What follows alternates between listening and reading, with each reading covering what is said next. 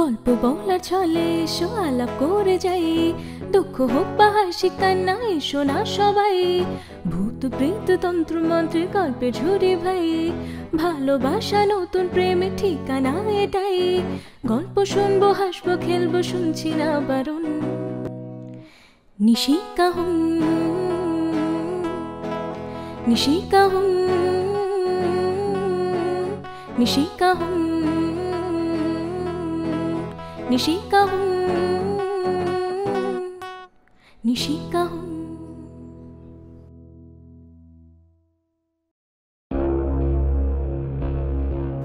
আজ আমাদের YouTube channel নিশিকাহনের অষ্টম উপস্থাপনা সৈয়দ মুস্তাফা সিরাজের ছোট ভৌতিক গল্প রাত বেড়েতে।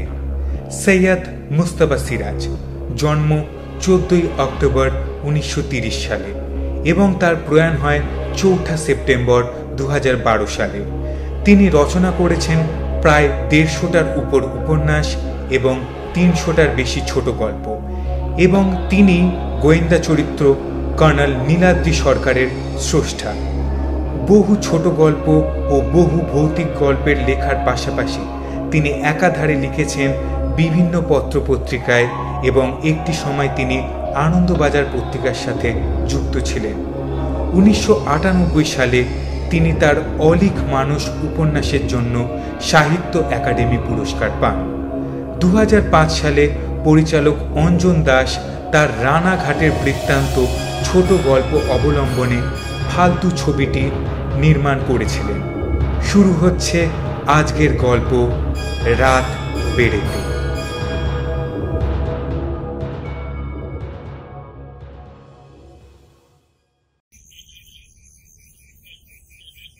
মুরারিবাবু খুব বিপদে পড়েছেন।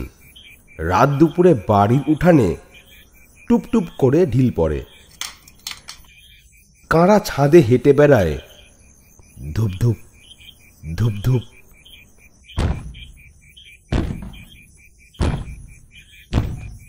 বেরিয়ে কিন্তু কাউকে দেখতে পান না। টর্চ জেলে বাড়ির চারপাশটা বৃথা খোঁজাখুঁজি করেন। নিরিবিলি জায়গায় বাড়িটা, পাড়ার মধ্যেও নয় যে ছেলেরা দুষ্টুমি করবে। তাছাড়া তাজ্জব ব্যাপার, ঢিল পড়ার শব্দ পান এবং দু একটা তার টাকেও পড়ে,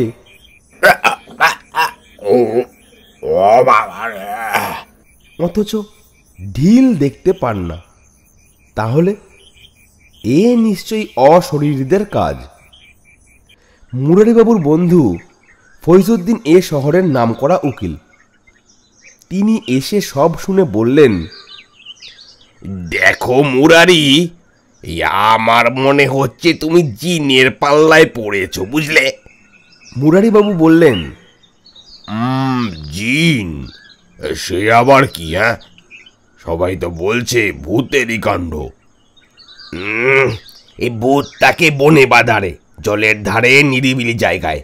পারতপক্ষে তারা মানুষের কাছে ঘেঁষে না, কারণ মানুষ মরেই তো ভূত হয়।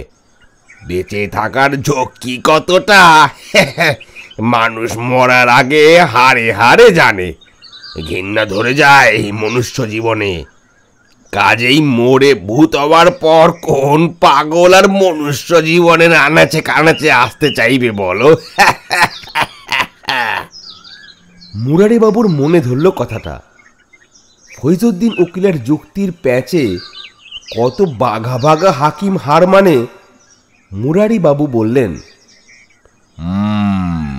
তোমার কথায় যুক্তি আছে, বুঝলে, কিন্তু কিন্তু জিন কি?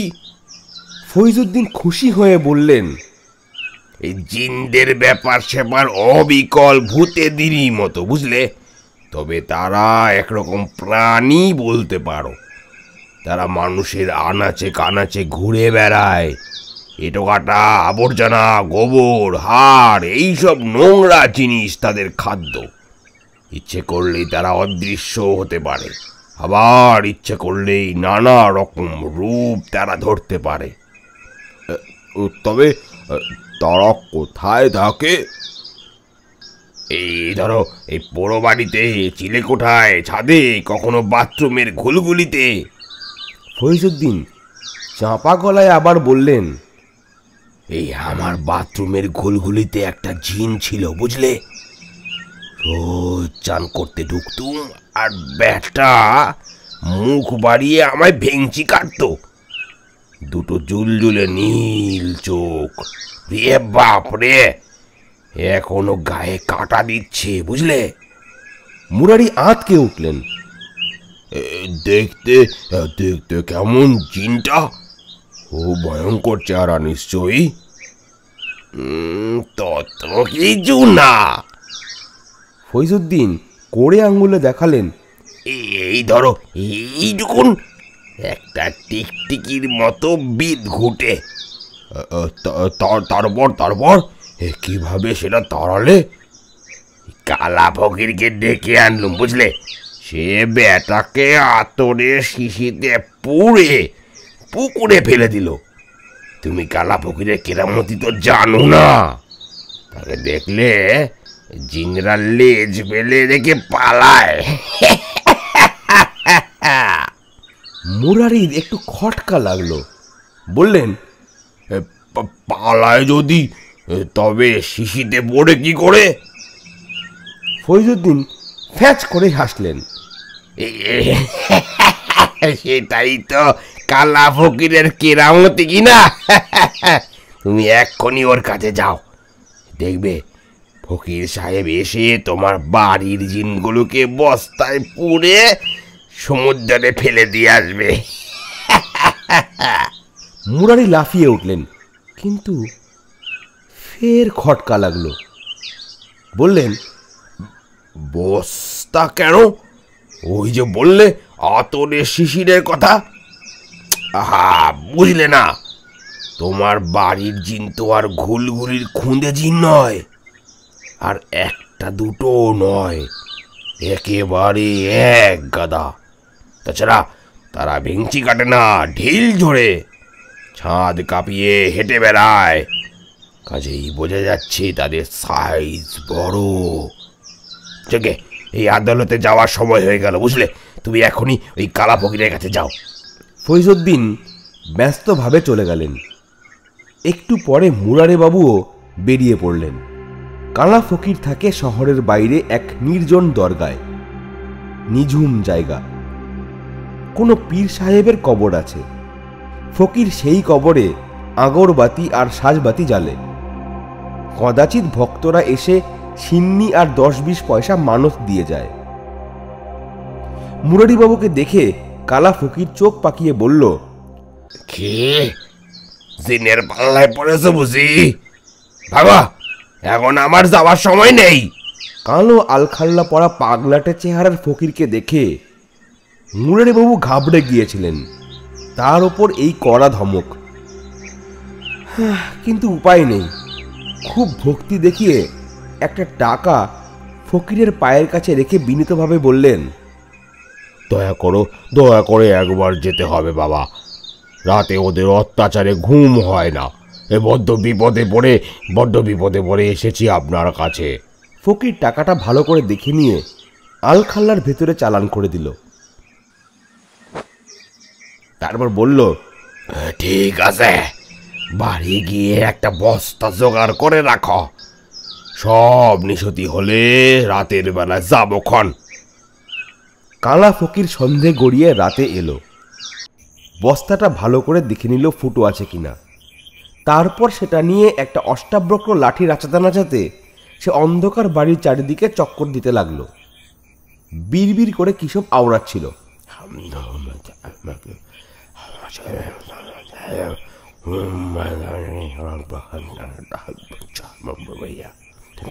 এদিকে মুরারিবাবু তার স্ত্রী ও ছেলেমেয়েদের সে ঘরের ভেতরে থাকতে বলেছে।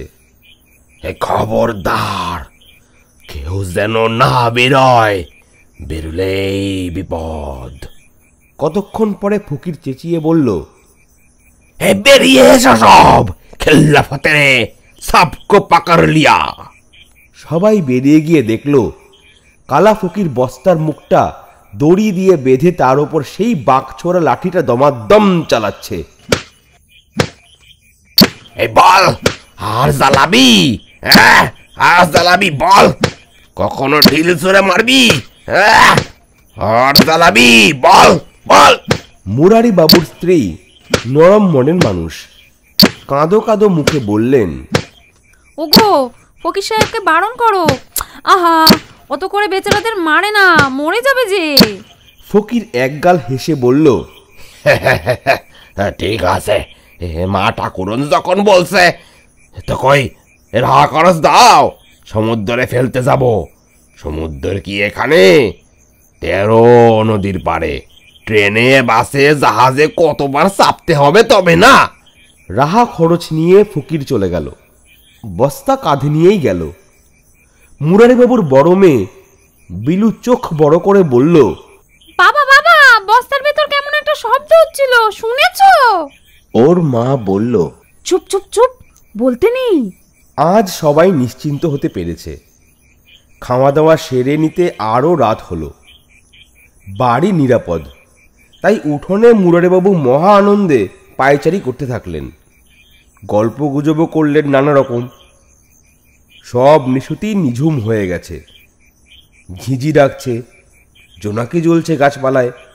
সেই সময় রাত 12টা 5 ডাউন ট্রেন শীষ দিতে দিতে আসছে।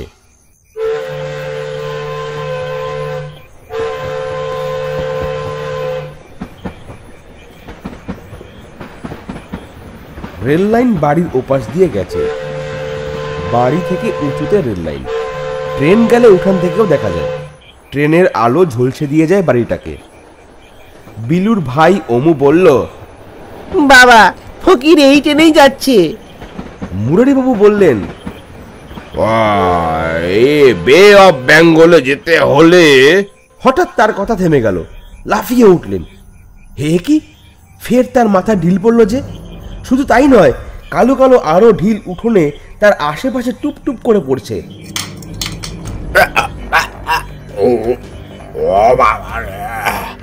ট্রেনের আলোটা সোজা এসে পড়েছে তার গায়ে। মুরারিবাবু আতঙ্কে কাঠ হয়ে দাঁড়িয়ে গেছেন, মুখে কথা নেই। ট্রেন চলে গেলে ঝলসানো আলোটাও সরল। তখন মুরারির মুখে কথা এলো, ঘরে ঢোক, ঘরে ঢোক বলে উঠোন থেকে বারান্দায় উঠলেন। তারপর রাগে দুঃখে আতঙ্কে অস্থির হয়ে বললেন, বেটা ভণ্ড ফকির, সে ঠকিয়ে গেল। ওহ, কি ভুল না করেছি। বিলুর মা বললেন, সে কি?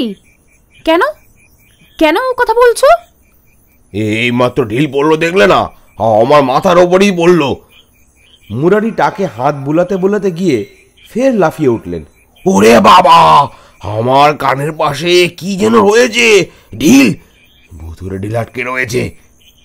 অমু বাবার কানের পাশ থেকে কালো কি একটা খপ করে ধরে ফেলল। তারপর বলল, বাবা এটা তো চামচিকে। মুরারি ফেল ফেল করে তাকিয়ে রইলেন। অমু চামচিকেটাকে ছেড়ে দিতেই থামের গায়ে আটকে গেল। কিন্তু বলা যায় না জিনেরা কত রকমের রূপ ধরে। তাই তিনি চেঁচিয়ে উঠলেন, মার মার মার, জুতো বেটা কর। সেই সময় অমু বলে উঠল, বাবা ইউরেকা। এই ইউরেকা মানে? অমু রহস্যভেদী গোয়েন্দার মতো ভারেক্কি চালে বলল, মাত্র চামচিকে, স্রেফ চামচিকে বাবা, বুঝলে না? ট্রেনের আলো পড়ার সঙ্গে সঙ্গে উড়ন্ত চামচিকে গুলোর চোখ ধাঁধিয়ে যায় আর টুপ টুপ করে পড়তে থাকে, আর আমরা ভাবি ঢিল পড়েছে। মুরারিবাবু সন্দিগ্ধভাবে বললেন, কিন্তু ছাদের ধূপধাপ শব্দ? অমু তেমনি গম্ভীরভাবে বলল, এই শব্দ হোক না, আমি ছাদে যাব। তার মা বললেন, ওরে না না, যাস নে অম্মু, ওই শোন কারা যেন হেঁটে বেড়াচ্ছে। ওগো, কাল বরং ওঝাকে ডেকে আনো, মনে হচ্ছে ওরা জিনটিন নয়, অন্য কিছু। মুরারি সাঁই দিয়ে বললেন, ভূতই বটে, কালই হরিপদ ওজার বাড়ি যাব। ওদিকে তক্ষুনি অমু ছাদে চলে গেছে টর্চ নিয়ে। ছাদ থেকে তার গলা শোনা গেল, বাবা, মা, ইউরেকা, অ্যাগেইন ইউরেকা। এবার সবাই উঠোনে নামলেন ভয়ে ভয়ে। কি দস্যি ছেলে রে বাবা! মুরারি বললেন, এ কি রে, কি হয়েছে? ছুচো বাবা, ছুচো। হ্যাঁ বাবা, আর কিছু না, সেফ ছুচো ডন টেনে বেড়াচ্ছে। দেখবে এসো, দেখবে এসো। মুরারি নিঃশ্বাস ফেলে বললেন, নেমে আয়, নেমে আয়। ছাদে রাজ্যের আবর্জনা জমে আছে। পুরনো বাড়ি, ছুচোর আড্ডা হতেই পারে। রাত বিরেতে এক দঙ্গল ছুচো ছাদের ডন টানে, গানও গায়ে নেচে নেচে, তাই শব্দ হয়।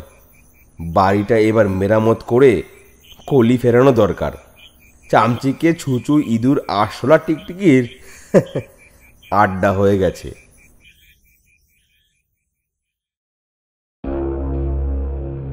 এতক্ষণ আপনারা শুনছিলেন সৈয়দ মুস্তাফা সিরাজের ছোট ভৌতিক গল্প রাত বেড়েতে। গল্প পাঠে সৌমেন, মহিলা চরিত্রে সোমা, পোস্টার এবং গ্রাফিক ডিজাইনে স্বাগতা এবং গল্প পাঠে আমি দীপ। গল্পটি যদি আপনাদের ভালো লেগে থাকে তাহলে লাইক করুন, কমেন্ট করে জানান আর শেয়ার করুন আপনাদের বন্ধু বান্ধব ও আত্মীয় পরিজনদের সাথে। আমাদের ইউটিউব চ্যানেল নিশি কাহনকে সাবস্ক্রাইব করতে একদম ভুলবেন না। আবারও দেখা হচ্ছে আরও একটি নতুন গল্প নিয়ে, নতুন একটি এপিসোডে। Till then, stay happy and stay safe.